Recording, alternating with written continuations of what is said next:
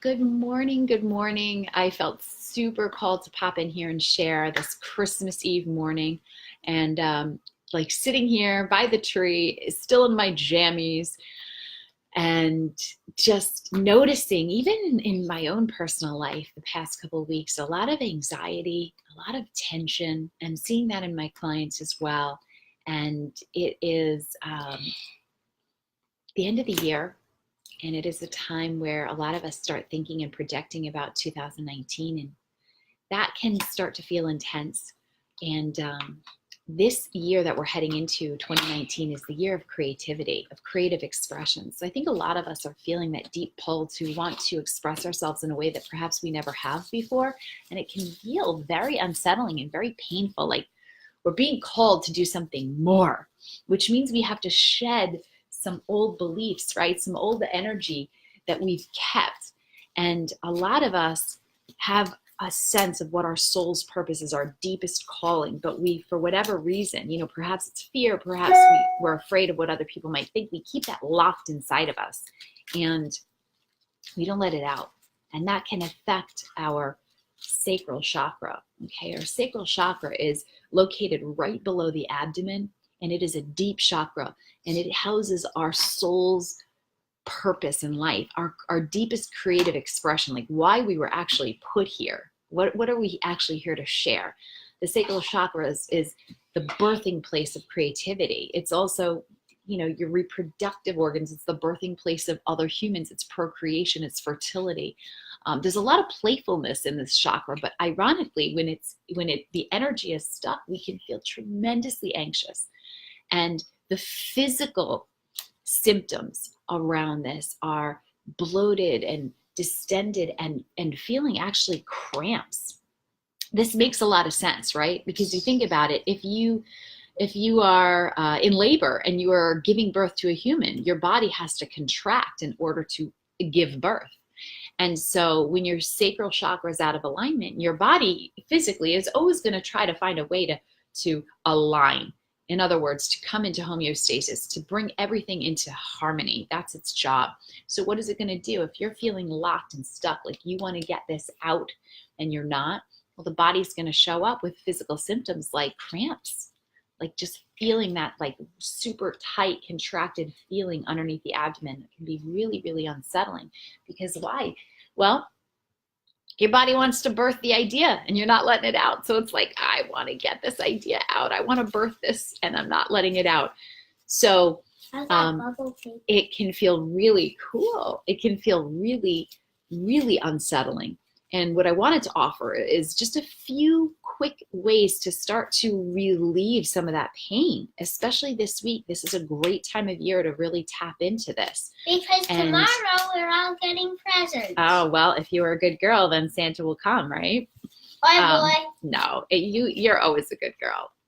So it's this unsettling feeling, and it's, it, you feel it, and it's so makes sense that anxiety lives here as well. And you can experience this also not just within the physical body, but you may be experiencing this in terms of your abundance, right? Your financial state. You might be experiencing a block with regard to the flow of abundance into your life with regard to your financial state. You may feel really uneasy about your money situation right now. And again, that makes sense, right? Your financial state is tied to how much value you give to the world, right? And it's also a reflection of your own self-worth. So we want to tap in and we want to start to examine this, right? And here are a few simple ways that you can start to get some relief from the pressure that's building up inside you. And again, this is a great time of year to do this because it's the last full moon of the year. It's an illuminated full moon. As we leave 2018, we might want to leave some of that stuck energy behind, which could feel painful as we shed and move into a new year full of creativity, full of expansiveness. We're being called to do something at a greater degree. So what does that get to look like? Well, again, this is a playful chakra. So my first tip is play with this, have fun. This is about birthing your greatest soul's expression, your ideas. So it should be fun. It should be pleasurable. So my first tip is lightening up. And again, hopefully you have some fun celebrations over the next few days. You can be silly with your kids. You can go out for New Year's Eve and laugh. Laughter is literally physical release. So when you laugh, you physically release contraction around the abdomen, right? So you're giving yourself a physical outlet for all of that tightness. So laughter is super powerful, physical outlet of that cramping, and it also secretes chemicals that help you rest and relax. And I always say to my clients, it is physiologically impossible to be belly laughing and panicking at the same time, right? So a quick antidote to anxiety is laughter. And I guess grandma was right, laughter is the best medicine. Number 2 is looking at your breath. And, lots of breathing exercises. I'm not going to offer up a breathing exercise as much as I'm just going to ask you to notice as you exhale. You're giving off, I find this so fascinating, you're giving off an energy signature that is unique to just you. So abundance isn't just about all around us, abundance, and focusing on all the abundance that we have around us that we can be plugged into and receive, but abundance is also within us. So you exhale this unique signature of your energy out into the planet. You offer that, and no one else in the world can offer what you offer as you exhale. So just your simple breath alone is something that you can start to really give. And it's the practice of, I am giving out my deepest soul's expression in the form of my breath, right? You're really good at doing that. Own that essence. Feel that essence every single time you exhale. And it'll help you build the confidence you need to start going into the bigger soul's expression, right? But your breath is life. So no one else can give it the way that you can. And that's really powerful.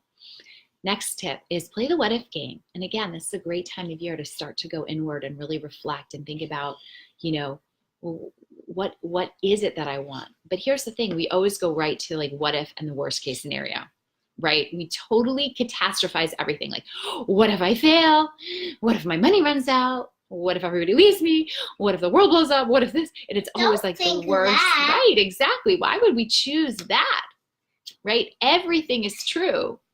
It's just all a matter of belief, right? We can't possibly know what's going to happen in the future. So why do we always play the what if game bad? Why not play it in our favor? So the next few days, I would totally invite you to play the what if game in your favor, right? Because you can't predict the future. So why not just create a future that works for you? What if you shared your soul's purpose with the world? What if you had your soul's purpose as your work? What if you knew your soul's purpose, right? Like, so start to go, what if, what are the possibilities? And level up and get excited. And I'm not one for affirmations unless we do the deeper energy balancing and healing work and really getting into soul, body, and mental alignment. But some affirmations that you can say to just start to open up that what if channel as you're breathing is just simply breathing in, I am. And as you exhale, vibrant, because that is the sacral chakra. Breathing in, I am. Breathing out, unique. So you're thinking about expressing your soul's essence in only the unique way that you can with that unique energetic signature. Unique. And tapping into the like, what if I just freaking blew the roof off the thing this year and shared my deepest soul expression with the world? What could happen? What are the possibilities? And last thing I'll share is just a simple, I'll probably throw this up here later, just some foods that can help you nourish your sacral chakra. Again, we're calling in orange. Surrounding yourself in orange is great, and eating orange foods. These foods, they have energy, you have energy, you want to match that energy. So eating things like sweet potatoes and carrots and parsnips and butternut squash.